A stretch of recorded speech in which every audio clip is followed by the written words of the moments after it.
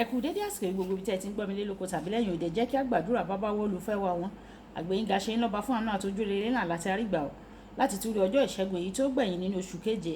Àdúpẹ́ fún àwọn ogun tí ẹ ti ṣẹ́ fún wa láti ẹ̀yìn wá, èyí tí ẹ ń ṣẹ́ lọ́wọ́, èyí tí ẹ ò tún ṣẹ́ sí. A sì gbàdúrà wípé gbogbo ohun tó jẹ́ ogun tó tún kó ara wọn jọpọ̀ nínú ayé wa, ẹ̀yin Olúwa yóò ṣẹ́ wọn fún wa ní lẹ́nìí, ẹ ò sì fún wa ní ìṣẹ́gun pọ́nbélé. Ọ̀rọ̀ tí a ò gbéyẹ̀wò lẹ́nìí yóò ṣe ayé ọkàn àti ara wa ní rere. Wa ó jẹ́ olùgbọ́ àti olùṣe ọ̀rọ̀ náà tó ti àgbàdúrà lórúkọ Jésù Kristi Olúwa wa. Àmín. Ìwé ọ̀run ṣíṣí tí a tẹ ọwọ́ olùṣọ́ àgùntàn yín náà kọ Adéjàre Adébóyè kọ ẹni ọjọ́ ìṣẹ́gun ọjọ́ kọkàndínlọ́gbọ̀n oṣù keje. Àkòrí tí a ò gbéyẹ̀wò sọ wípé ọ̀la rẹ, ọ̀la rẹ. Àkọsórí la mú nínú ìwé òwe orí ìkẹrin ẹsẹ̀ ìkejìdínlógún. Ìwé òwe orí ìkẹrin ẹsẹ̀ ìkejìdínlógún. Ṣùgbọ́n ipa ọ̀nà àwọn olóòótọ́ ó dàbí ìmọ́lẹ̀ tí ó ń tàn síwájú àti síwájú títí di ọ̀sán gangan. Ìgbà tí a mú bíbélì kíkà wa nínú ìwé Kọ́ríńtì kejì orí ìkarùn ẹsẹ̀ ìkẹrìndínlógún títí di ẹsẹ̀ ìkẹtàdínlógún. Ìwé Kọ́ríńtì kejì orí ìkarùn ẹsẹ̀ ìkẹrìndínlógún títí dé ìkẹtàdínlógún. Nítorí náà láti ìsinsìnyí lọ àwa kò mọ ẹnìkan nípa ti ara mọ́, bí àwa tilẹ̀ mọ Kristi nípa ti ara, ṣùgbọ́n nísinsìnyí àwa kò mọ̀ bẹ́ẹ̀ mọ́. Nítorí náà bí ẹnikẹ́ni bá wà nínú Kristi, ó di ẹ̀dá tuntun. Ohun àtijọ́ ti kọjá lọ, kíyèsí wọ́n sì di titun. Wàyí ẹ tẹ́tí bẹ̀rẹ̀ jẹ́ láti gbọ́ ohun tí olùṣọ́ àgùntàn yín náà kọ Adéjàre Adébóyè ní fún wa ní èní ọjọ́ ìṣẹ́gun. Láti bí ọjọ́ méjì sẹ́yìn mò ń jíròrò lórí ìbáṣepọ̀ tó wà láàárín àná àti òní rẹ. Lónìí màá ṣe ìkádìí lórí ohun tí ó tẹ̀lé nípa jíjíròrò nípa ọ̀la rẹ àti bí òní rẹ ṣe lè ní ipa lórí ọ̀la rẹ.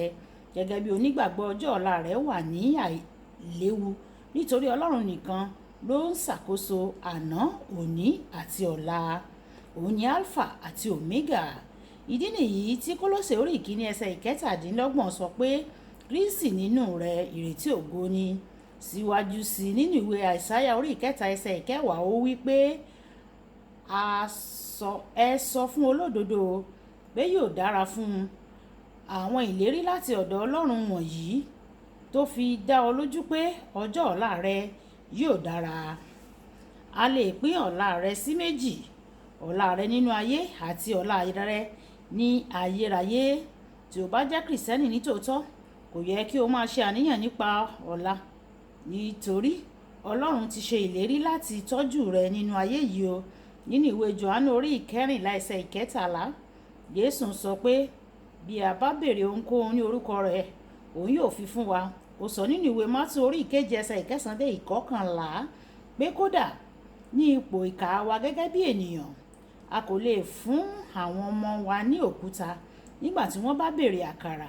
Nítorí náà báwa náà ni a ṣe nírètí pé kí ó máa fún wa ní ohun rere gbogbo tí a bá béèrè lọ́wọ́ rẹ̀ ní ìwọ̀n ìgbà tí o bá jẹ́ ọmọ Ọlọ́run. Ọlọ́run ti ṣèlérí pé o kò ní ṣe aláìní ohun rere kankan nínú ayé yìí o. Ọlọ́run ti ṣèlérí pẹ̀lú láti tọ́jú rẹ nígbà tí o bá fi ayé yìí sílẹ̀. Bákan náà nínú ìwé Jòhánù orí ìkẹrìnlá ẹsẹ̀ ìkíní dé ìkẹta, Jésù wí pé ẹ má ṣe jẹ́ kí ọkàn yín kí ó dàrú o. Ẹ gba Ọlọ́run gbọ́, ẹ gbà mí gbọ́ pẹ̀lú. Nílé bàbá mi ọ̀pọ̀lọpọ̀ ibùgbé ni ó wà. Ìbá má ṣe bẹ́ẹ̀ èmi ìbá sọ fún yín, nítorí èmi ń lọ ìpèsè àyè sílẹ̀ fún yín o. Bí mo bá sì pèsè àyè sílẹ̀ fún yín, èmi yóò tún padà wá o. Èmi yóò sì mú yín lọ sọ́dọ̀ èmi tìkálára mi, pé níbi tí èmi gbé wà kí ẹ̀yin kí ó lè wà níbẹ̀ pẹ̀lú. Gẹ́gẹ́ bí ọmọ Ọlọ́run nítòótọ́, nígbà tí o bá fi ayé rẹ sílẹ̀ fún ilé ńlá ní ìlú tí a fi wúrà kọ́, ó ń dúró dè ọ́ ní ọ̀run rere o.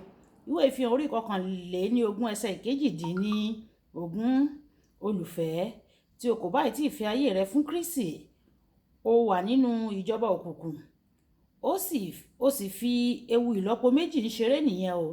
Nínú ayé, Sátánì ní àǹfààní láti ṣe ọ́ báṣubàṣu nítorí o wà nínú ìjọba rẹ̀.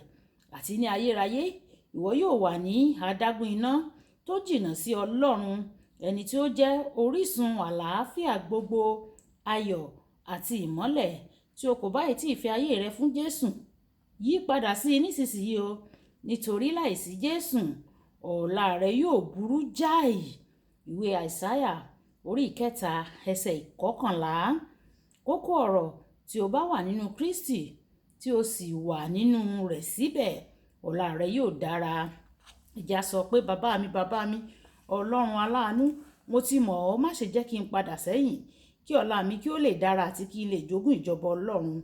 Fún mi ní oore ọ̀fẹ́ láti máa tẹ̀síwájú nínú rẹ, àti pé gbogbo àwọn tí kò tíì mọ̀ ọ́ nínú ẹbí mi àti nínú àwọn tó yí mi ká, Olúwa bá mi fi ọwọ́ tọ́ wọn lọ́kàn kí àwọn náà kí wọ́n lè jẹ́ alábàápín àti àjùmọ̀jogún ìjọba ọ̀run. Ọlọ́run yóò sì ṣe fún wa ní orúkọ Jésù. Olúwabùkọ́lá Ayako ní orúkọ mi o. Ẹ máa bá mi like, ẹ máa share, ẹ máa comment nípa ẹ̀ kí àwọn èèyàn kí wọ́n lè jẹ àǹfààní ọ̀run ṣíṣí Yorùbá. Ó dàbọ̀.